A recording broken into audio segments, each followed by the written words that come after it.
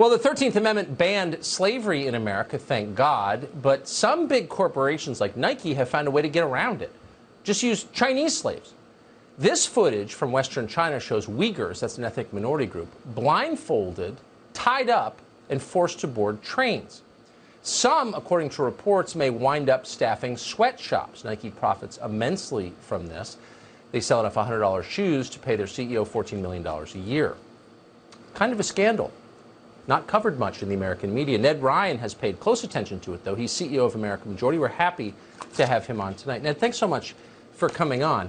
So I just want to be sure we're not overstating the case here, but is it established, do you believe, that slave labor, political prisoners, ethnic minorities in China, their labor benefits American companies? Oh, there's a study out of Australia from this spring that actually Forbes covered, Tucker, that showed that these woke corporations like Nike, Google, Amazon, Microsoft, and I posted this at the top of my Twitter feed if you want to read all 83 corporations that are involved in slave labor in China. They're benefiting off of it.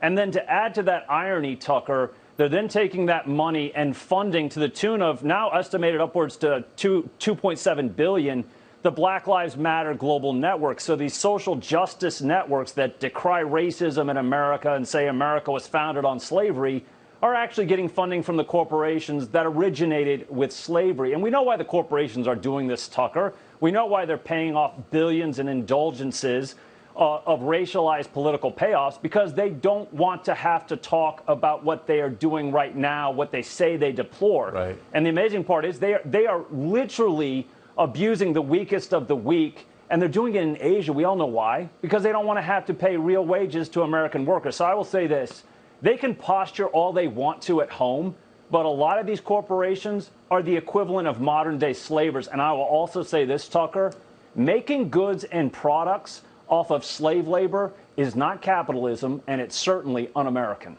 It's totally immoral, and yet our time is occupied with these pointless debates over historical figures who died 150 years ago, and at the same time this is going on.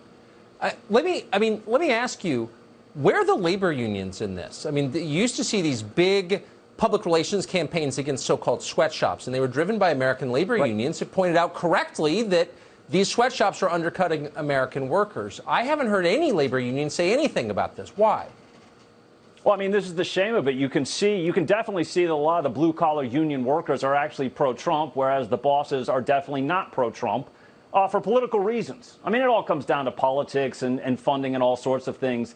But, Tucker, it gets even worse on this front with these corporations. Not only are they complete hypocrites on this idea of racism and slavery, you think about Walmart, Costco, Best Buy, all of these, Amazon included.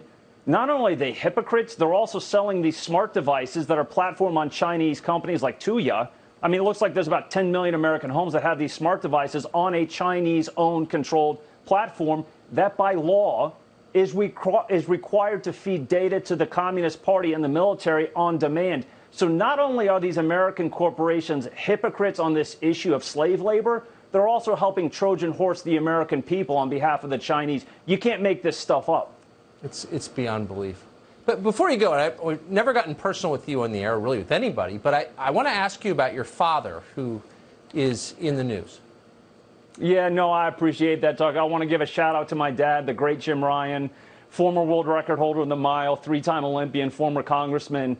Tomorrow, he's going to get the Presidential Medal of Freedom, the highest civilian award from President Trump. And I couldn't be happier. I couldn't be prouder. I couldn't be more grateful to Trump. My father is a man among men, and he is so worthy of this award, and I'm looking very much forward to tomorrow. So I appreciate you saying something. Well, I appreciate how much you love your dad.